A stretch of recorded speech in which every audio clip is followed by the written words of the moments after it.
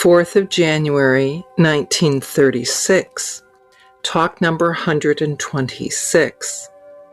Dr. Side again asked, should anyone desirous of spiritual progress take to action or renunciation?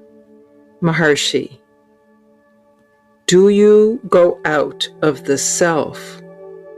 What is meant by giving up? An American engineer asked about satsang, association with sages. Maharshi, Sat is within us. Devotee, in the book Who Am I, you have said the heart is the seat of the mind. Is it so? Maharshi, the mind is Atman. Devotee, is it Atman itself or its projection? Maharshi, the same. Devotee, the Westerners look on the mind as the highest principle, whereas the Easterners think the contrary. Why? Maharshi, where psychology ends, there philosophy begins. This is experience. The mind is born, we see it. Even without the mind, we exist. There is everyone's experience to prove it. Devotee, in deep sleep I do not seem to exist. Maharshi, you say so when awake. It is the mind which speaks now. You exist in deep sleep beyond mind. Devotee, Western philosophy admits the higher self as influencing the mind. Talk number 127. The American engineer asked, does distance have any effect upon grace? Maharshi, time and space are within us. You are always in yourself. How do time and space affect it? Devotee, in radio, those who are nearer hear sooner. You are Hindu, we are American. Does it make any difference? Maharshi, no. Devotee, even thoughts are read by others. Maharshi, that shows that all are one. 5th of January, 1936. Talk number 128. There were some French ladies and gentlemen and American as visitors to the ashram. They asked Sri Bhagavan several questions. Among them, one was, what is the message of the East to the West? Maharshi, all go to the same goal.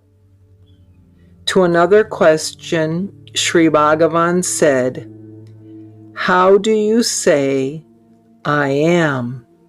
Do you take a light to find yourself?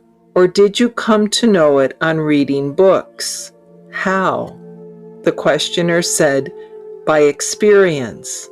Maharshi, yes, experience is the word. Knowledge implies subject and object, but experience is non-terminus, eternal. 6th of January, 1936. Talk number 129. An elderly gentleman, formerly a co-worker with B.V. Narasimha Swami, an author of some Vishishta Advaita work, visited the place for the first time. He asked about rebirths, if it is possible for the subtle body to get dissolved and be reborn in 2 years after death. Maharshi, yes, surely. Not only can one be reborn, One may be 20 or 40 or even 70 years old in the new body, though only 2 years after death. Sri Bhagavan cited Lila's story from Yoga Vashishta. Here, jnana stands for knowledge without practice. Abhyasa stands for practice without knowledge. Dhyana stands for practice with knowledge. Quote, knowledge without practice accompanying it is superior to practice without knowledge. Practice with knowledge is superior to knowledge without practice accompanying it. Action without desire is superior to knowledge with practice. Devotee, what is the difference between yoga and surrender? Maharshi, surrender is bhakti yoga. To reach the source of the I thought is the destruction of the ego, is the attainment of the goal, is surrender, jnana, etc. Talk number 130. Lakshman Brahmachari from Sri Ramakrishna Mission asked, inquiry of who am I, or of the I thought being itself a thought, how can it be destroyed in the process?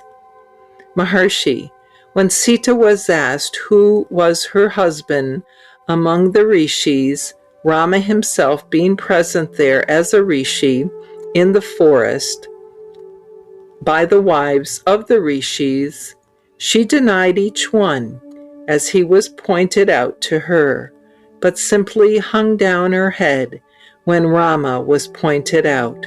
Her silence was eloquent.